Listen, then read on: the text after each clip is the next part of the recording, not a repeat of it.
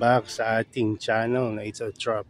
So ngayon, update ko kayo dito sa mga bagong cultivar na possible na mai-release natin next year, no? So although napaka-early pa para sabihin na magre-release tayo, pero nito lang na siguro ilang araw, na-propagate na natin sila. Though wala pang sign na successful ito, kung sakaling magiging successful, ito yung may dadagdag sa natin sa mga for sale natin next year. Ayan.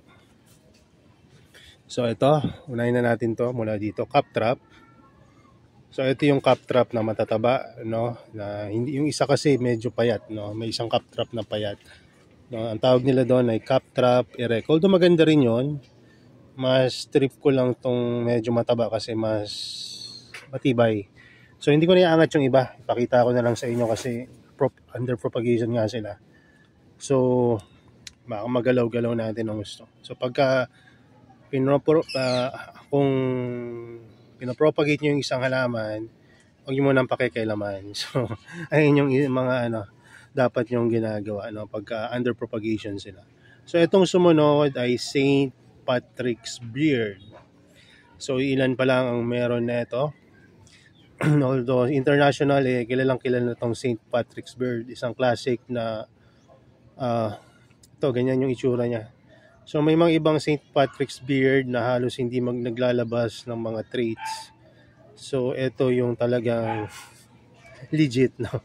Naglalabas. So base doon sa source, ito daw yung napakadaling i-repat at i-propagate na pom-poms na So naniniwala ako na na hindi siya maarting i-repat, pero yung propagation ayun ang hindi ko sigurado kasi hindi pa naman tayo nakapag-propagate niyan. So sumunod ay Diabolic Horn, no? Pangalan grabe, di ba? Diabolic Horn. Ayan. Pero napakaganda nito pag tinignan niyo yung full grown na Diabolic Horn. No, so ito ay naka-propagate na. So galing to sa tissue culture itong Diabolic Horn. Kaya may mga maliliit ng propagation. Actually may mga medium size na diyan. Ayun gaganda na ng medium size. So ayan, yung gustong mga magkaroon ng maaga na Diabolic Horn, mag-release ako ng isa. Etong nasa gilid. Malaki-laki na rin naman to nasaan na ba to? Mabangga yung Wait lang Ito. Ito yung i-release natin. Itong nasa gilid. Medium size. So message nyo lang ako kung gusto nyo nang makauna sa Diabolic Horn. Ayan. So sumunod ay itong wife pula na may propagation na rin tayo nito. Although it will take time pa rin bago tayo makapag-out. Ayan.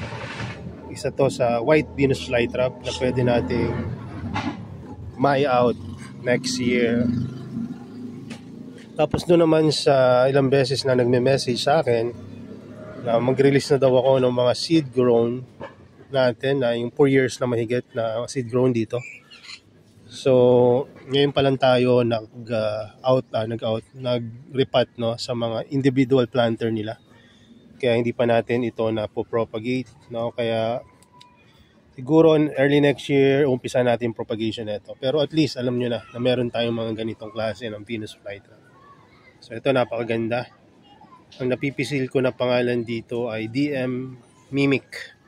Kung familiar kayo sa Ragnarok Online, merong sa Frontera na parang yung chest na may bibig, So doon ko kinuha yung pangalan nito, pero hindi pa naman yung final na pangalan niya. Nag-iisip pa rin ako, kaya may video nga tayo or gagawa tayo ng video para kung sino yung gusto mag-suggest na pangalan nitong mga seed grow natin na pwede nating i-propagate. Kasi sa dami-dami, more than I think 500 seeds yun, iilan lang yung nagkaroon ng magagandang traits. At isa to sa nakikita ako na magandang traits ng Venus flytrap. Napakaganda ng kanyang picture. Sumunod ay ito naman na halos mag-see-through na yung kulay ng Venus flytrap na to. Maniwala kayo sa hindi, nasa pulsan siya bago ko siya kinuha. Pero ganyan yung kulay niya. Parang all green, Pero tingnan nyo yung mga lashes niya kung gaano kahaba. Di ba? So isa to sa mga paparamihin natin ng mga Venus flytrap. Ito namang sumunod ay Malasyenron yung itsura pero seed grown. Ayan. So titignan pa natin kung magkaroon ng special traits to. Baka paramihin din natin ito. Kung di man, ito yung magiging typical natin na kumbaga parang Shenron cultivar. Pero sa tingin ko may difference siya sa Shenron eh. No? So tingnan natin ha. So ito naman yung DCXL. No? May bago tayong mother plant ng DCXL. So yung mga nag-dormant na DCXL dyan, baka, ewan ko kung makapag-release tayo ng maaga, pero nagkumuha na rin ako ng mother plant ng DCXL. So sumunod ay GC Ramesses 1. Ayan. Isa daw to sa pinakamadaling palakihin, paramihin na Venus flytrap. Mukha siyang malaking alien. At yung kulay niya ay kakaiba rin. Mamahasil eh. No? Yung kulay, yung ano niya. Yung mga vein niya. Tapos ito naman, yung hindi pa napopropagate, may bumili na agad. No? Yung bloody nurse. Alam nyo, pagka ayokong ibenta, minsan minamahalan ko yung presyo. No, parang yung mga bibili lang talagang seryoso. So ito naman, hindi ko naman sobrang mahal yung binenta. Kaya lang talaga, ayun yung nabili ng marami. So kaya i-out ko yung maganda nating bloody nurse. So hopefully, mapropagate pa natin itong natira. Ayan. At sa tingin ko, maghahanap rin ako ng mother plant talaga. Kasi ito, medyo matagal paramihin eh, pagka isa lang. Bloody nurse pa naman, isa yan sa mga magaganda rin na cultivar. No, tapos ito pang isa, kamukha siya neto. Pero kung titignan nyo, ayan. Ayan. Medyo, basta may kakaiba siya. Hintayin natin kung ano mga diferensya na itong dalawa. So, sumunod ay itong bloody nurse. Hindi ito yung bloody. Kamali ako ng ID. So ito ay GJ Ramis Mabuza. Ayan, GJ DR. Kung doktor to, DR Mabuza. Ayan, DR Mabuza. GJ DR Mabuza. So ayan, maganda rin yung traits na ito. Kung hindi nyo pa masyadong, ayan, tingnan nyo yung traps niya. Ayan, ganyan yung traits niya. At alam ko nagdo-double trap rin to. Yung isang petal, dalawa yung trap. Sumunod ay ito mga naman to, mga common na iba dito. So gusto lang natin syempre magkaroon ng bago para pandagdag sa mga collection at layout natin. Ito ay Dracula X Purple Giant. So alam ko meron pa tayo ng isang ganito. Nadagdagan natin ng ganito. Bale. Okay na yun, mas marami. Ito naman yung Periscope. At ito namang isa ay classic yan. Ito. Ang pangalan niya ay King Henry. Yan, itong dalawang maliit. So, ito naman yung isa sa mga seed grow natin na tignan nyo kung gaano kalaki. Siya yung pinakamalaki sa lahat ng seed grow natin. At ito yung sa tingin ko pwede nating i-propagate mamaya. No, sa ibang video kung paano ako nagpo-propagate ngayon. Actually, matagal na naming pamamaraan yun. Pero ngayon ko na lang uli ina-apply. So, pakita ko sa inyo yung paraan ng pagpo-propagate na sa tingin ko bibiglang dadami kung magiging successful Kasi hindi naman ibig sabihin mabilis dumami, palagi namang successful. No? May chance rin na hindi maging successful yung propagation nyo. Although may mas safe na propagation, ito yung sinatawag na yung mas mabilis pero mataas yung chance rin na mag-fail kayo. So, yun. Werewolf spawn na talaga napakahirap paramihin. Nag-dormant siya ngayon. Tapos, ito seed grown to. So, dadagdag natin to dun sa mga seed grown sa labas.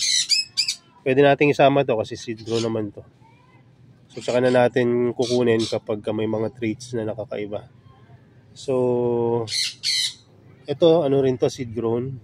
Ito yung parang pwede natin maging all green. Na green talaga dun sa labas. Pero hindi natin alam. Tingnan natin. Baka may mga ibang mga traits rin to. Ito naman yung typical din. Tingnan natin kung ano magiging itsura nito pagka lumaki. At ito naman si Miss Pimvici. Ganda rin na ito eh. Propagate na rin yan, hindi lang halata. Ayan. Tapos, ito naman si Aurora Borealis, kung doon nagkakamali. Ayan. At si Troll. Ayan. Marami pa dito. So, Red Dentate. Ayan, mali lang spelling yan. Hindi ko na binago. So, Red Dentate to. Ito yung Hulk. Mga, yung iba dyan, mga pwede nang pang-release ngayong iba. Supernova. Princess of Negros. Diba, nag-acquire na rin tayo kasi nainggit na ako sa iba. Ang gaganda ng mga Princess of Negros nila. Ito yung Venus flytrap na ano nila, na parami nila dahil daw malaki yung plants. So, ang hindi ko lang maano kung anong difference nito, kumbaga anong unique traits. Pero, syempre, support local, diba? Ayan, ito yung Princess of Negros. Sumunod ay RM or Red Mote yata ito, kung daw nagkakamali. Ito naman ay Breezel, DM Breezel. Ayan, so ito naman yung AMT. Kakaiba rin yung traps na itong AMT. Tignan nyo to. Parang mirror din siya. Anyway, maliit siya na klase ng Venus flytrap. So, ito naman Petit Dragon. Parang hindi Petit Dragon, ang laki. Ayan. So, Fro Giant. No, napapalaki natin yung iba ditong maliliit. Red Sangria, na natanggal na tong label. Kailangan ayusin natin to. Baka hindi natin nilagyan ng super glue. Red Sangria, PPE. Ano bang ibig sabihin ng PPE? Purple, people. Basta may yan Purple People Eater yata. Basta tingnan natin dun sa message natin. So, tapos ito naman yung Shoot Distraction. Ayan yung mga bago natin na pwede nating mai-release next year. Ayan. Iba dyan wala pang pangalan. Typical pa nga eh. Pero ayun yung mga napipisan natin na pwede nating maging clone dito sa ating growing area. Dahil, kumbaga seed grow naman yan at may kakaibang traits talaga. At hindi ko pa nakikita sa ibang Venus flytrap na pwede nating maparami. Ayan. So, ang interested lang talaga ako kung anong itsura nila kapag na indoor or naglagay sa grow light. Kaya nagpaplano rin ako mag-acquire ng solar grow light para lang doon sa mga Venus flytrap na pwede nating i-release para malaman natin kung anong traits niya kapag nasa undergrow light. Ayan. So, yun lang muna siguro, yung update sa ito yung mga bago. Next year pa to ha, hindi pa to yung pwedeng maibenta ngayon. Kasi isa pa lang sila, nag-iisa. Yung iba, ilan lang. Yung mga iba, yung pwede nating may release, sinabi ko naman dito, no? At kahit napilitin nyo ako, talagang, hindi ko talaga maibebenta yung iba kasi iisa pa lang yun eh. Sabi ko nga, mawawalan ako kung maibebenta natin. Kung may makukuhaan pa ako, pwede ko naman ibenta siguro. Pero isisiguraduhin ko muna na may makukuha pa ako sa iba. So, ayan. So, yun lang muna. At salamat sa panunod ninyo. And God bless. Bye-bye.